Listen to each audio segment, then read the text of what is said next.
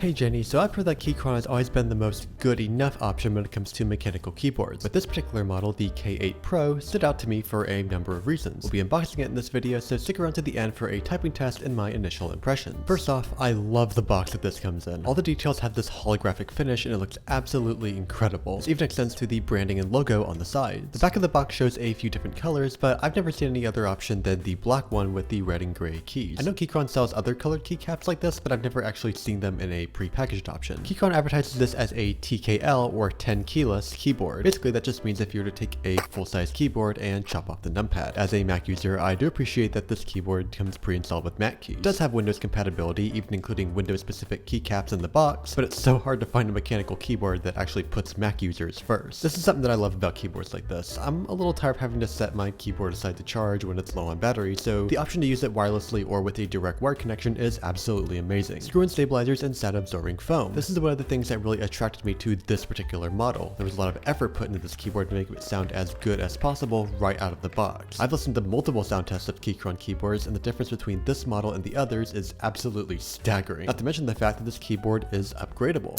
If I want to swap out the stabilizers or the switches at some point, Keychron does include some tools in the box to make this happen. More on that later. Also, this model has RGB, so that's fun. Supposedly, this keyboard can last up to 4 weeks without backlighting. That's fine. Alrighty, let's open this thing up.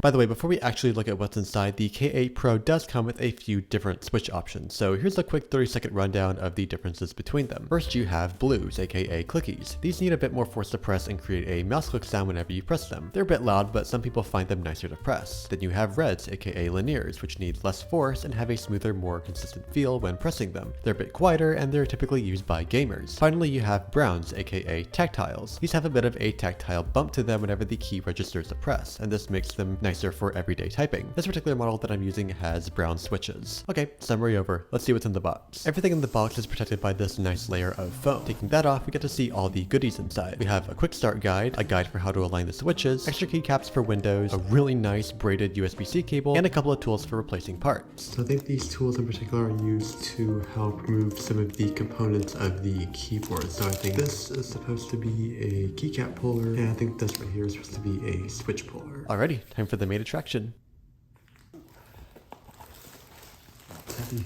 So I got the model with the aluminum frame, which might explain the extreme heft from this keyboard. But first impressions, this thing is basically a heavy, chunky brick, and I absolutely love it. Don't expect to be taking this thing places other than your desk, but boy is it nice. Once you let the keyboard out, you'll find a little manual which tells you everything you need to know about the K8 Pro, how to set it up, connect to multiple devices, etc. Wow, I literally can't get over how heavy this thing is. Something that probably adds to its weight is just how tall it is. Most of the keyboards are usually designed to be thinner and lower profile, but this one is just the opposite. It's pretty tall, and if you're not used to something this high, you may need some time to adjust to it, or you might want to consider buying a wrist rest to make it more comfortable. Unfortunately, the backlighting doesn't shine through the keycaps, as you'll see later, but they can be replaced down the road, and they honestly feel really nice as is. Here's nothing.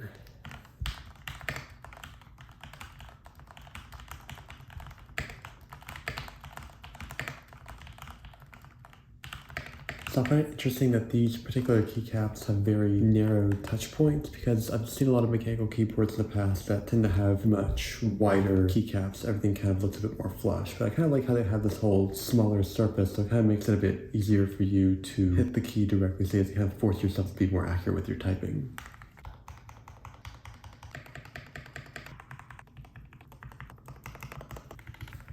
First impressions, I'm absolutely loving this thing. This thing is so cool, and I literally can't get over how heavy this thing is. Something I noticed is that it kind of has a bit more of that marbly sound / feeling when typing compared to other keyboards that I've tried. Also, compared to something like the MX Mechanical from Logitech, the keys don't require as much force to press, and there seems to be less of that tactile bump. Initial feeling is great, but we'll be putting it to an actual test in just a bit. In the meantime, there are a couple of switches on the side for switching between macOS and iOS, and Windows / Android, as well as switching between Bluetooth and wired mode. That being said, the text is incredibly small, so it's a bit hard to read. Also, there's a USB-C port on the side, which is why the braided cable from earlier is right angle. Not only is it for charging, but it can even be used for wired mode. Also, I love the RGB effects on the keyboard. That's pretty. Now it's time for an actual typing test.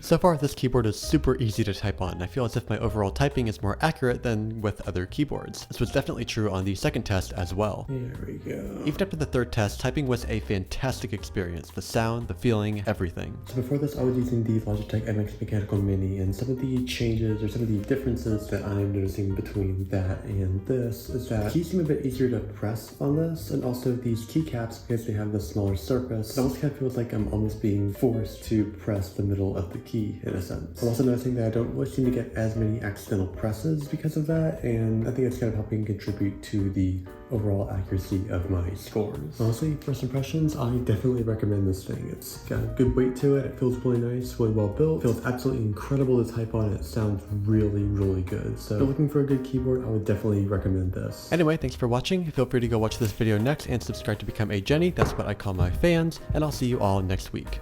Adios.